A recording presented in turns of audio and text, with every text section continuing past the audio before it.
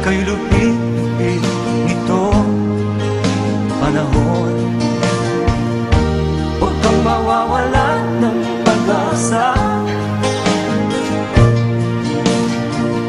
kailan ba na hindi nag-iisa.